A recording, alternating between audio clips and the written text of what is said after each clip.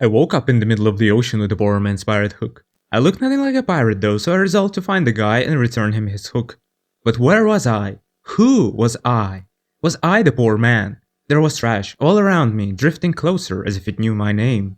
So I got to collecting. I grabbed everything my hook could reach: leaves, planks, plastic, and most importantly barrels, to hopefully drown myself in rum. But my arm quickly turned sore from flinging the hook, so I slipped my hand into my pocket to give it a rest, and found a full book of crafting recipes, crisp and neatly organized, as if written by a version of me who'd known this was coming.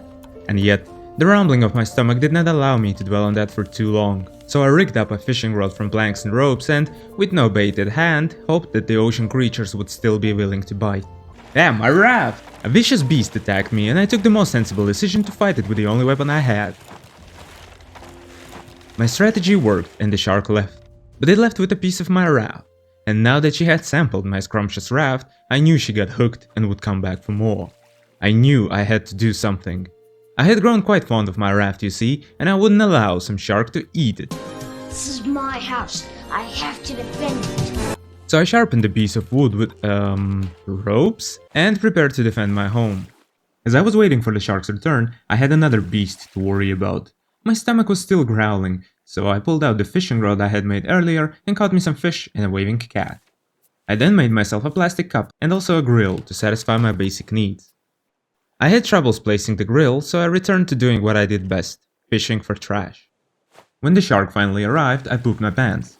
But after taking a deep breath underwater, I rallied my courage and started stabbing it with my shiny new spear. Unfortunately, it wasn't enough to stop the beast, and she took another piece of my raft. This had me reconsider my strategy, and I decided to befriend her instead.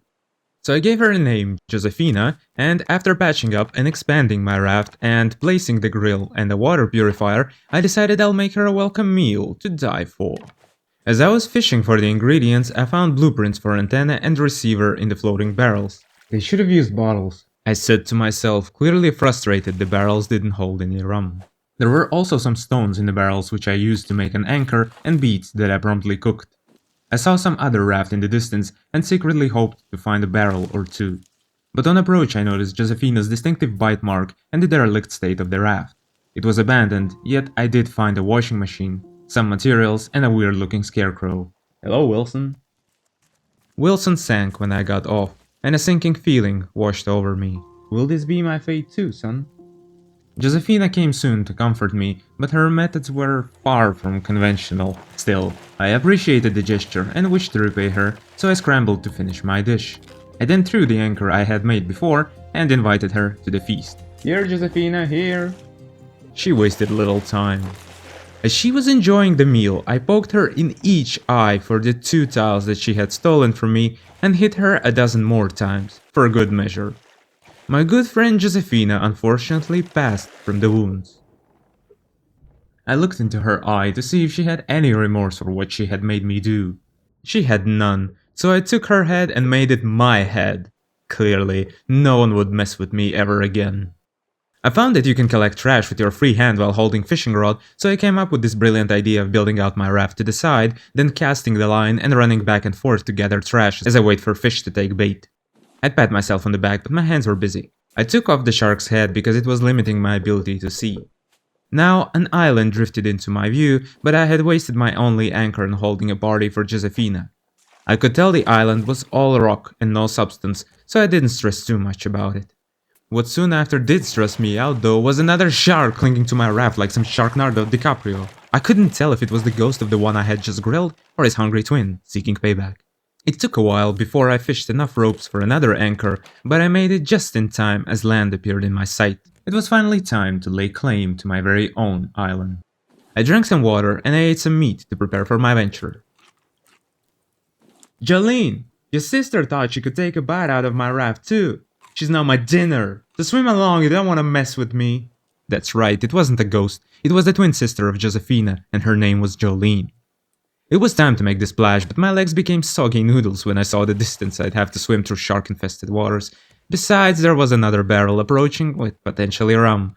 Hey, maybe I was a pirate after all. I did consider making a paddle to steer my raft close enough so as to avoid meeting Jolene's suited embrace, but I spent my limited resources on a research table instead. Now, can somebody tell me how I managed to make candles out of planks? You would think that such extraordinary powers would grant me the ability to build anything now, but I couldn't even figure out what to do with these blueprints. I was trying to feed them to the research table, but something kept telling me they had already been researched. But where were the recipes then?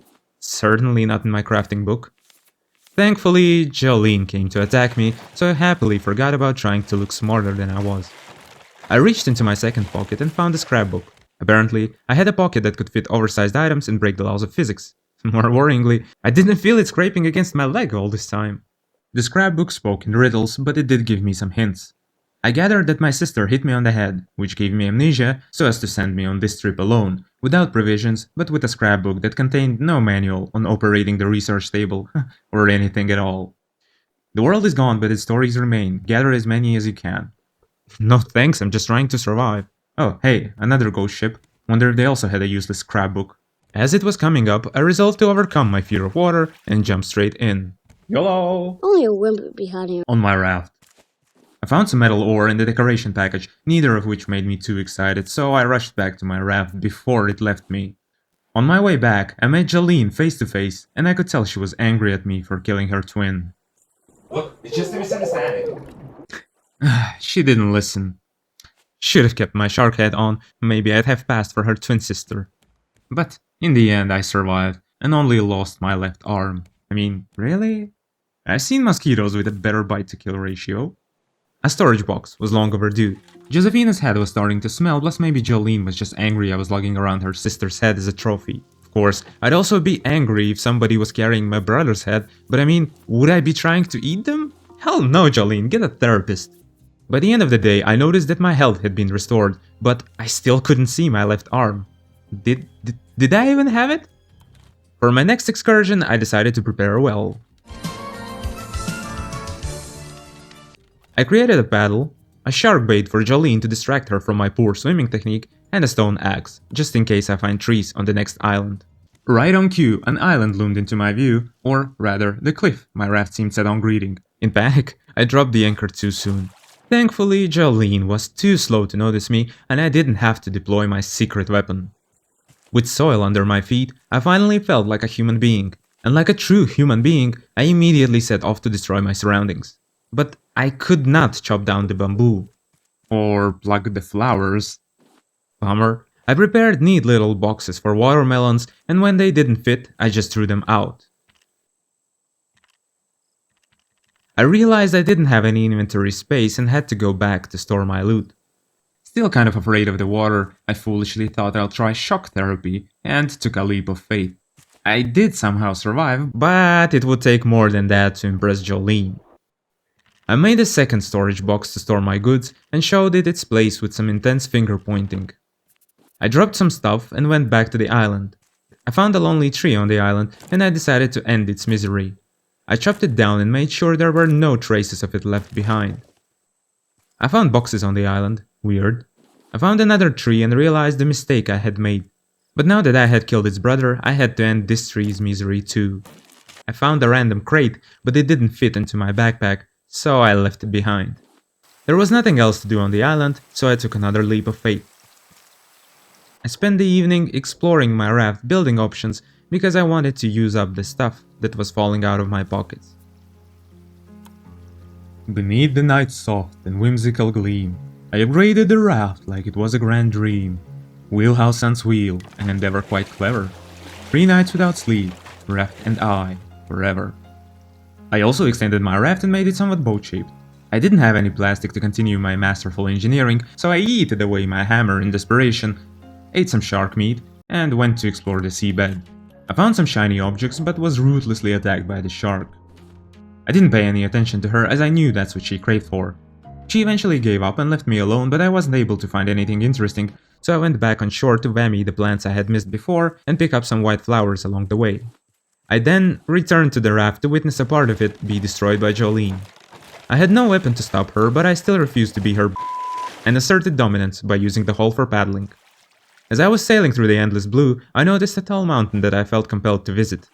I nearly broke my paddle on the way there, but I reached it, and this time I anchored properly. But the size of the island made the old sea dog full tilt seasick. I got lost multiple times and was overwhelmed by the abundance of loot. True to my human nature, I gave deforestation a high five, stuffed all the odds and ends into my pockets, and generously scattered pointless packaging around the island, filled with the remnants of my greed.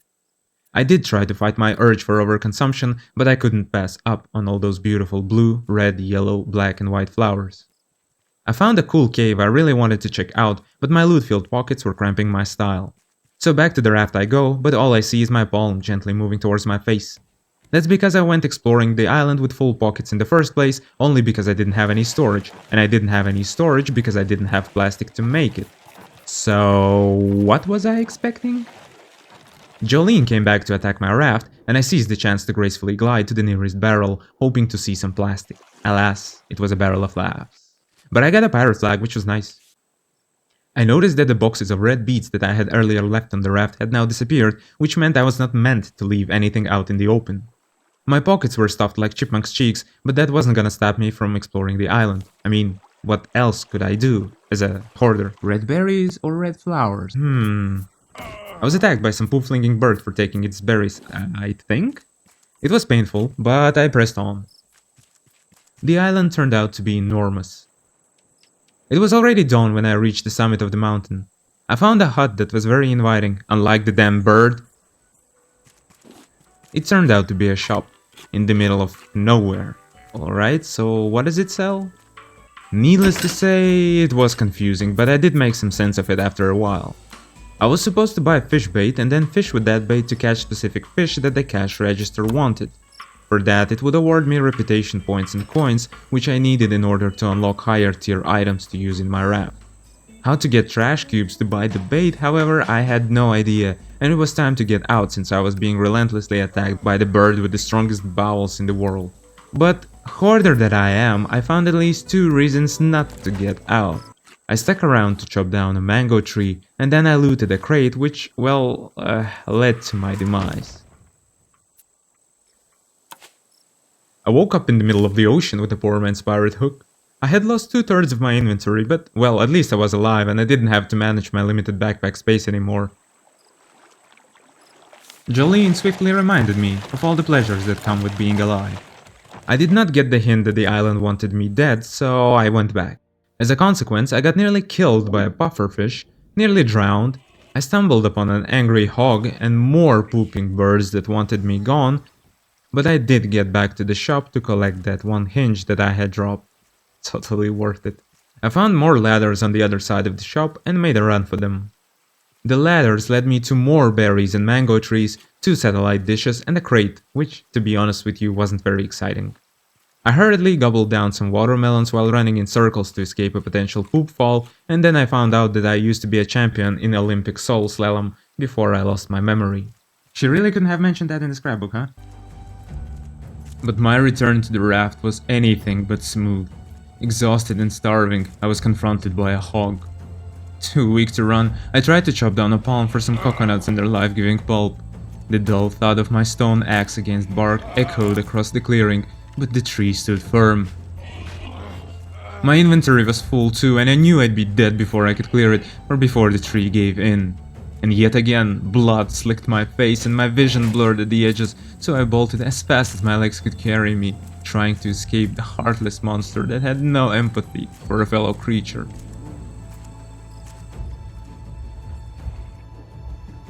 Battered and bruised, I made it back to the raft. I found one silly bead, but no water to chase it with. I loaded up the purifier and prayed for it to hurry up, and threw my hook in desperation. Finally, the purifier graced me with a sip of water, but the god of the ocean gave it, and he take it away. I'm having a much worse day than you are! Reflexively, I wasted precious plastic to patch up the raft. Never in my life did I crave a load button more than I did now. Who could have thought that I was safer out in the ocean than on land? Oh, how I wish to return to the endless blue. But first, I had to make sure I wasn't leaving any loot behind. So I went back to the cave I had seen before. Damn it! There, I found some dirt that I needed a shovel for, and some mushrooms that I promptly collected. I also found some crates with more stuff that I didn't have any space for. You know, the usual. Still desperate for plastic for the storage box, I finally found some, floating mockingly offshore. In a world littered with trash, I could never have guessed I would be craving plastic so much. I went back to remove the anchor and leave the damn island, determined to find a boatload of plastic before I ever set foot on another island again. But once you look at that, it seems the ocean didn't want me back. Stupid shark, you ate the anchor. You only sped up my return. Wait, hold on. No. Can you let me go to hell the way I want to? Now that my raft got lodged in between rocks, I needed a paddle, which I left in the cave. And I needed plastic if I wanted a new one. Why? Why must life be so hard? Why must I fail in every attempt at masonry? Ah! Okay. At least I figured out what to do with the research table. After dissecting all my items, I got plenty of new recipes, but I was scared to actually learn them because I thought learning them would make the items disappear. I should have paid attention because when I learned the anchor, this wasn't the case. But you'll forgive me for that, for I was hungry and running out of potatoes. I ran back to the cave to see if I could salvage my paddle, but you already know how that went. Desperate, I threw myself into water, ready to entwine my fate with the sea. The shark was nowhere to be found though, and instead I discovered an all-you-can-grab buffet of plastic. So, my drowning attempt turned into a solution to all my problems, and after saving countless turtles from floating plastic, I crafted a paddle, jumped back into my raft, and got to paddling. But Jolene did not seem to be a fan of turtles. Since all I wanted was to leave the damn island, and I had no strength or will for shark resistance training, Jolene got a paddling too. At last, I escaped the cursed island. To celebrate, I allowed myself to pick a new thing from the research table. All that time off the raft, and my hook-throwing muscle seemed to have withered like an anchor left to rust.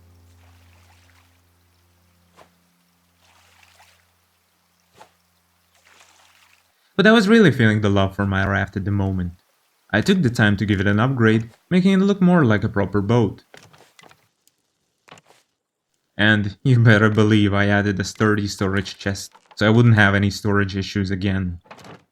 I made 2 collection nets to stand in for my aging hook arm, and soon started reaping the benefits.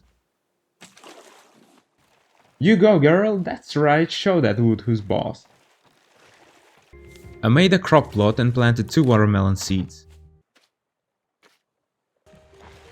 Jolene, Jolene, Jolene, Jolene, please don't take it just because you can. It finally dawned on me that I can research things and not lose any of the resources I had put in, and my crafting book became that much thicker. My sharpness must have been at its peak that day, because it also struck me that watermelons needed water to, well, melon. As I strolled over to quench their thirst, I found seagulls going nuts over them. But I mustn't have been all that sharp after all, because I didn't whip up a scarecrow afterward. Instead, every time they came, I just charged at them screaming. I was a great scarecrow because my watermelons grew to completion and were delicious. 10 out of 10. Amazing. I figured that since I was a farmer and a scarecrow now, I needed a calendar. That's how civilization started, didn't it? I just have to keep it to myself lest somebody starts using it to schedule meetings. Then it's all downhill from there.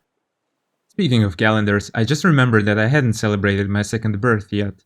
So it was as good time as any to open the gifts I got from the ocean crates and barrels. Hoped at least one of them had some rum.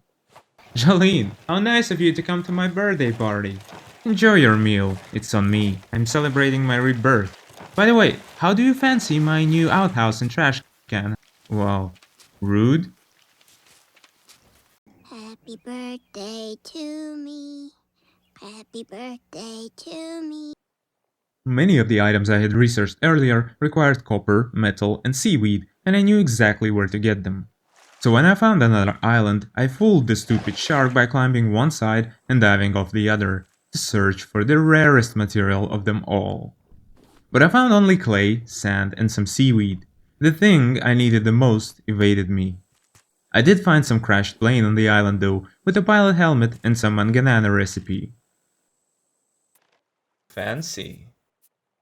I had a feeling that what I needed was hiding right under my raft, and I was right. There it was. Unfortunately, Jolene was like a dog that steals your sock and then guards it like the most treasured asset. Just let me have it, you bully! I was lugging around shark bait all this time, including when I had the backpack problems on that big island. It was high time I finally used it, so I tossed the shark bait in the water and hid behind bamboo stalks. Haha, you stupid fish. Turned out that the stupid one was me because the copper I had found under my raft was the only copper present on this island. I wasted a full shark bait for 1 additional copper and 2 metal ores and nearly starved in the process. Get out of here, you greedy schmuck, you already ate today. Me though, I didn't have any food at all, but thankfully in this world it's okay to eat raw fish, and all you lose is a tear hydration. Now that I had some copper, it was time to make copper ingots, and to do that, I had to make a smelter, and to make a smelter, I needed bricks. To make a brick, then, I needed to combine clay and sand, which I did. I then assigned it to deck duty, but quickly figured that one obedient brick would not cut it, because I needed one for researching the smelter and another one for actually building it. So I removed the anchor and set out, hoping for shores with more sand and more clay. It was already day 12 and I was feeling behind schedule. I wondered how long before scurvy sets in. Thankfully, I fished out a motivational quote from the water and my life instantly got better. After a whole day of fishing, scavenging, and losing my nets to shark attacks, I finally found another island. I did the same trick of evading Jolene by looting the seabed at safe distance from the raft. But she wasn't the only water creature that wanted me dead, as I found the pufferfish again, or, well, it found me. Thankfully, my skills of swimming backwards were unmatched, and I felt very smug about it. I continued to gather clay and conjure bricks, but the pufferfish seemed to have a particular dislike for putters and surprised me with a noxious spell.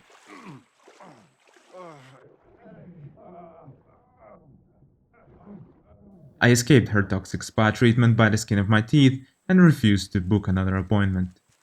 I then noticed old familiar landscapes and it fell into place. I had drifted right back to the same godforsaken island that was hell-bent on getting me killed.